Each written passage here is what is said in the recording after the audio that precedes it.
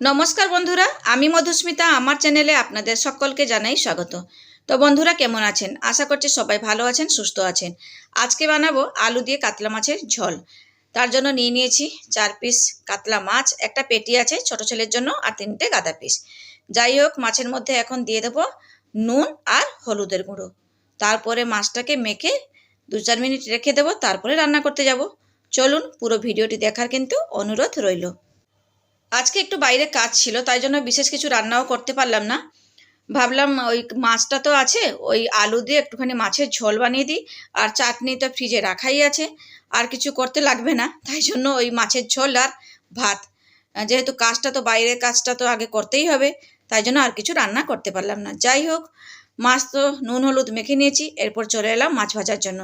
তো কড়াইতে তেলটা গরম করে নিয়েছিলাম, তাতে এখন পরপর এই মাছগুলো দিয়ে লালচে করে ভেজে তুলে নেব। তো বন্ধুরা, মাছ ভাজাটা হয়ে গেছে, তো এখন আমি বাটির মধ্যে তুলে নিচ্ছি। তারপরে আরও যে 2 পিস মাছ আছে, সেই মাছগুলোকেও একইভাবে ভেজে তুলে নেব।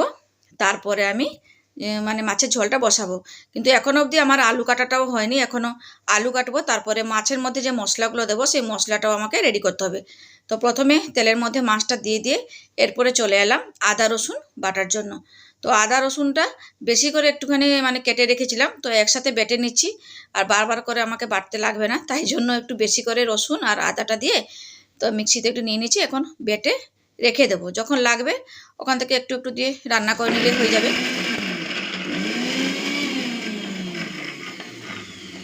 তো আদা রসুনটাকে আমি জল ছাড়াই বাটছি। তো মাঝে মাঝে একটুখানি খুলে একটু চামচ দিয়ে একটু নেড়ে দিচ্ছি, তারপরে বেটে নেব। জল ছাড়াই বাটলে ভালো হয়, আর খারাপও হয় না বেশি দিন রাখলেও, তাই জন্য জলটা দিচ্ছি না। আর এদিকে দেখুন, আমার ছেলে চলে এসেছে। ও বলছে, মা আমি একটু মিক্সার ঘোরাবো। ওই আমাকে ঠেলে দিয়ে ও একবার ঘুরিয়ে দিয়েছে। যাই হোক, বাচ্চা ছেলে কি আর করব, ওকে সাইড করে রেখে তারপরে ওই যে খুলে নিলাম। এদিকে হয়েও গেছে আদা রসুন বাটাটা, আর ও ওই ঘরে চলে গেছে। তো একটা বাটির মধ্যে এখন আমি ঢেলে রেখে দিচ্ছি। আর ওইদিকে কিন্তু মাছ ভাজাটাও হয়ে গেছে। এটা রেখে তারপরে আমি মাছগুলোকে তুলে নেব।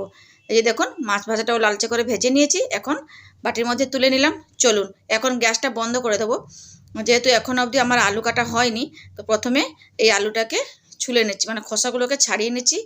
তারপরে আলুটা কেটে নেব। আলুটা একটু বড় সাইজে দেখেও নিয়েছি, যাতে 4 জনের জন্য হয়ে যায়। কিন্তু আলুটা কাটার পরে না ভেতরে একটুখানি খারাপ খারাপ ছিল, ওইগুলোকে একটুখানি কেটে কেটে বাদ দিয়ে দিয়েছি। তাই জন্য বাজার থেকে না আলু দেখে আনতে হয়।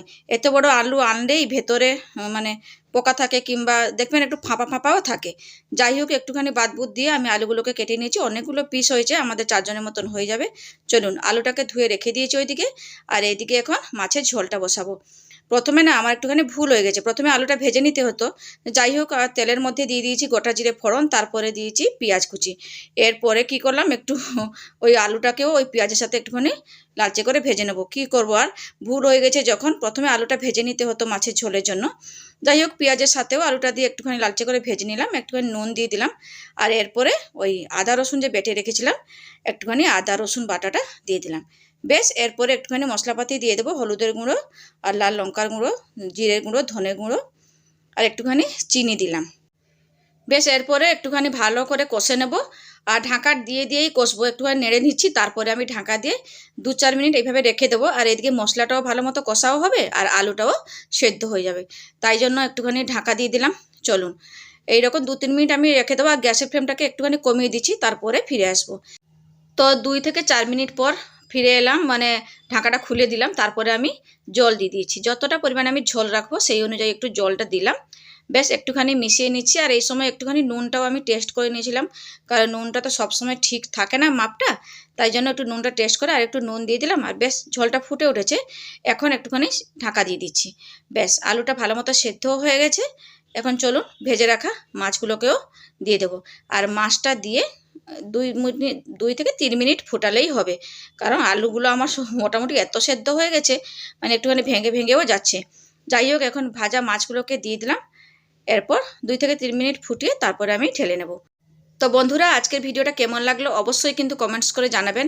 আজকে একটুখানি ভিডিওটা ছোট হয়ে গেছে, বেশি কিছু রান্নাবান্না আপনাদের সাথে শেয়ার করতেও পারলাম না।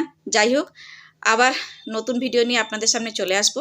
ততক্ষণ সবাই ভালো থাকবেন, সুস্থ থাকবেন। টাটা। আর মাছের ঝোলটা কিন্তু কেমন হয়েছে অবশ্যই কিন্তু কমেন্টস করে জানাবেন। পুরো সাদামাটা রান্না করেছি, ওই মাছের ঝোল আর ভাত।